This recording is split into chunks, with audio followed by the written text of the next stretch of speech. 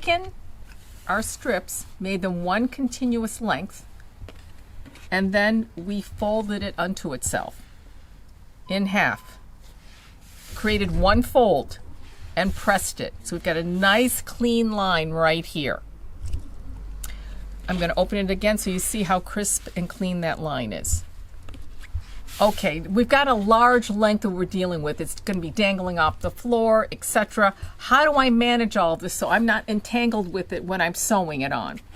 I usually try to find a mailer, a cardboard somewhere that's probably around your house with recycling, and I like to organize it by just wrapping it around, kind of like what you would find in the prepackaged bias or folded tape that you would see in the store.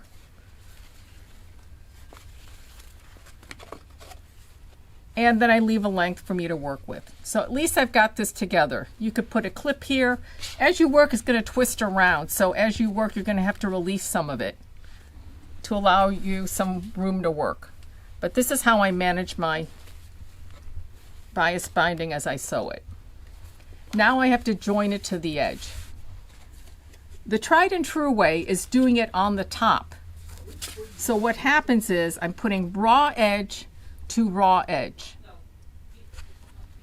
like this, and I'm going to be sewing a 1/4 inch seam allowance all the way around, but at these corners I'm going to have to create a miter to get around the corner, which I'm going to go through now.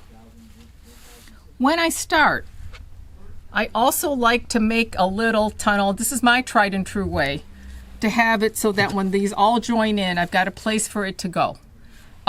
There are other techniques out there that are wonderful. There are tools out there, but today I'm going to show you the way that I've done it. So what I need to do is I've got to create my tunnel. So I'm folding this over like a little triangle. I could trim all of this off and then sew this in, but I get a little lazy, so I kind of leave my little triangle here and fold it up unto itself like that, creating a little channel to tuck in the end tail of my binding. And then I'm going to pin that in place.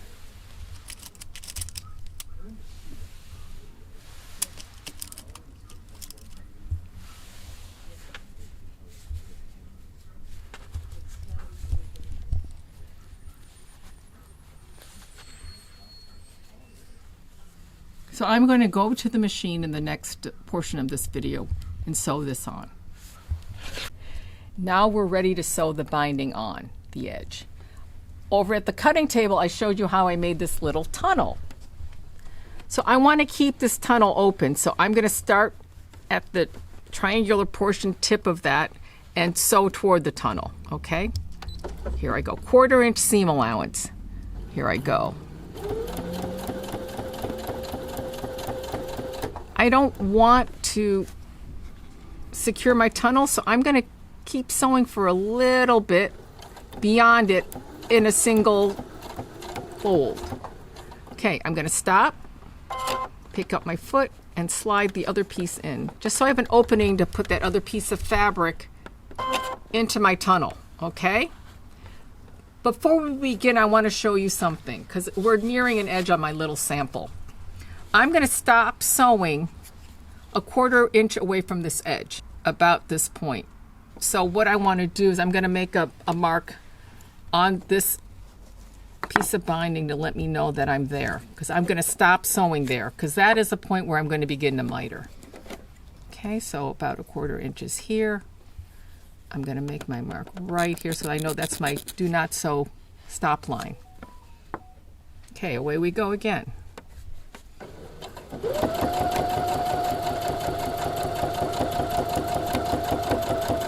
I'm going to make sure I still have that 1/4 inch. I do. So what I want to do is I want a finished 1/4 inch, so I'm going to back stitch, then forward stitch, stop at my sew line, and cut. Okay, here we go. Now we're going to pivot. So I've stopped at my sew line, and now I'm going to proceed down this side. But I also want this to go on the edge again. So I'm going to create a miter. So I'm going to fold this up at a 45-degree angle. That's good. crease it and then fold it back down onto itself. And see how it nicely lays flush right there. I'm going to pin that into position because I've got a hidden fold in here that I don't want to lose. And I want to pin away from my sew line but secure that triangular piece underneath. Okay, so I also I want it to be able to turn the corner, so I'm not going to start up there. I've got to create a little gap for turning. So I'm going to take my ruler again, find out where my seam line ended and the other piece. So I found that to be right there. If I look at my seam line here, I'm going to go across.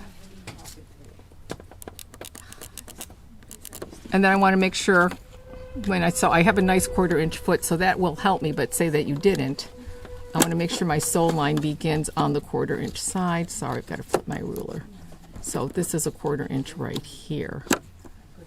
So I'm making like a little T.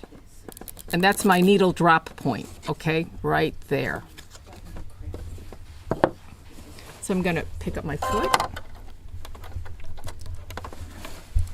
and try to find that drop point. Which is up here, I believe. Let me go one more time. Okay, that looks good. Put my needle down. Again, it's flush on this side, and I'm going to begin sewing. Back stitch, go forward. So I'm going to proceed all the way down this side again until I reach my other corner, and I'm going to miter that again. So I want to show you before I continue on what that miter looks like. So let's take a quick look. So you'll see here, I've got the miter here, so that's nice. It's at a 45-degree angle. When I begin to sew this binding in place on the back side of my quilt, I'm going to press this really nicely. And you'll see that I've created the same type of miter on this side. Okay? And that basically is how you create the miter corners in the quilt.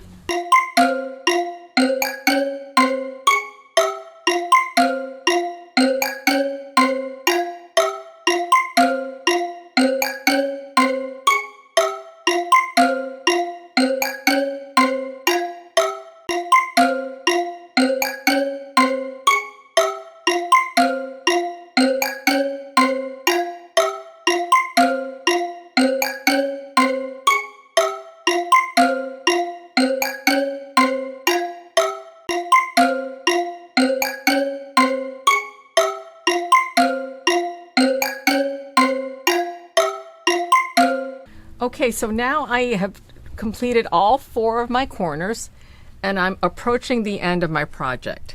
And I've got this excess binding. So what I want to do is I want to trim off some of that excess so it doesn't get all bunched up in there and I still have my little channel I've created. So I am going to be brave and I'm going to cut off this hunk on an angle. I'd say I gave myself at least the 3/4 of an inch.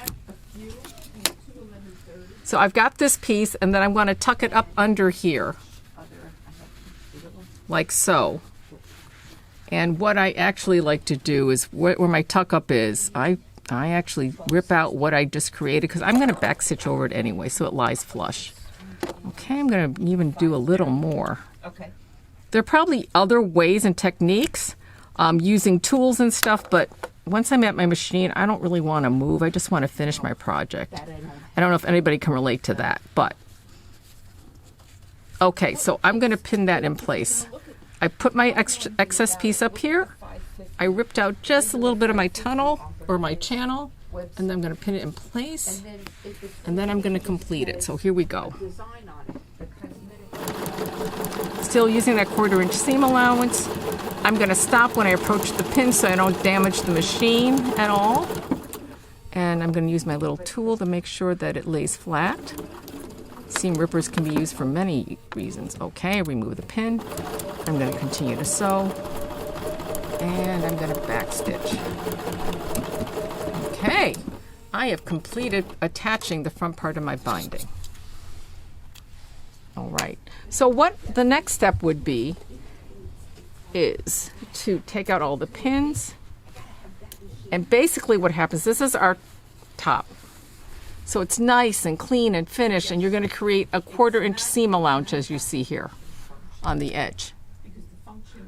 I'm going to flip it over, and I'm going to press all of this down just so that I have room to work. And then I'm going to fix my miters so they tuck in nicely. So I'm going to put my thumb in the middle, press, and then I'll put my thumb in the middle on the other side and press like that. So you see how nice that miter edge looks on the back side. Pressing it, not sewing it yet. I'm a traditionalist and I hand sew my binding on. So the front will look like this, and then the back will look like that. I use a whip stitch or an applique stitch to finish my seam with a matching thread that matches the binding color. So I will do that, and then I'll show you the finished work. Yes, the 530 we have it. You could 99.